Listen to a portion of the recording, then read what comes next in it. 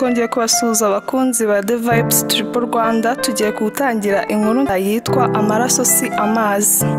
Derukana Papa Gape abura ahera abwira Honore ko ari umuhungu we. Ese Honore azabyakira ate ko uwo muntu wari wamukomerekeje bikomeye ari umubyeyi? Hari anti wa Junior yitwaga Jackie. Uwo mu anti yahoraga areba Junior, yabaga hafi ya Junior cyane, barakundanaga cyane ku buryo nabanga ryabaga hagati yabo, ariko byasaga nkaho hari ibanga rikomeye anti wa Junior yari yaramuhishe. Buri teke iyo babaga bari kumwe yashakaga kubimubwira akabura aho ahera.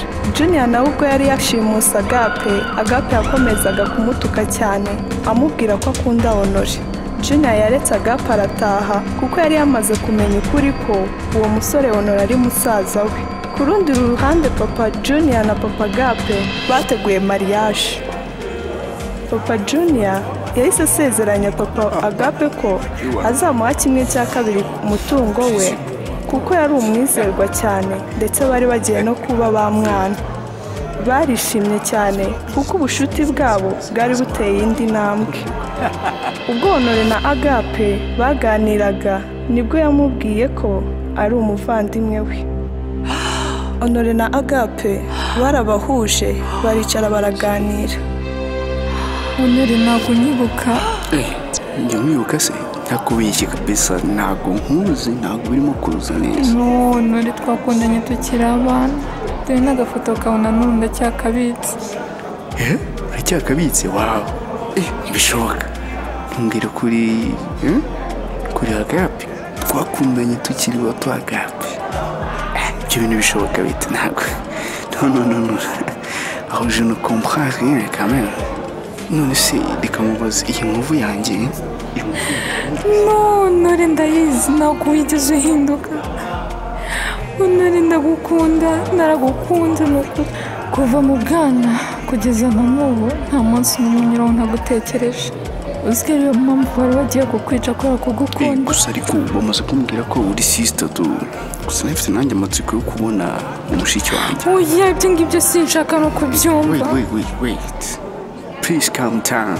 You know, abizi bamenye ko turi abavandimwe, tsumva ibyo bintu byashoboka bite. Ibyo biragoye rwose, nawe urabyumva. You don't have choice. Ugomba kubyemera ibyo ngibyo. Kandi ibyo ntabwo byahinduka. It's a blood relation. And of course, nari naragukunze kabisa, ariko ibyo iri joro ntabwo nari nzi ko nzongera no kukubona. Kuko bitewe nyine urabizi njye life niberegamo street ku muhanda ntwaza abantu, nabonaga njye bitazanavamo tu nta duhuriye kabisa. Impamvu nanjye ntabwo nigeze mbifonsamo cyane kuko nabonaga n'ubundi wana bitazarya kuko nyine mu bakiri njye ndaho ndakihiga ndakishakisha kwa niyo mpamvu tu. Gusa ndishimye cyane mu kuri sister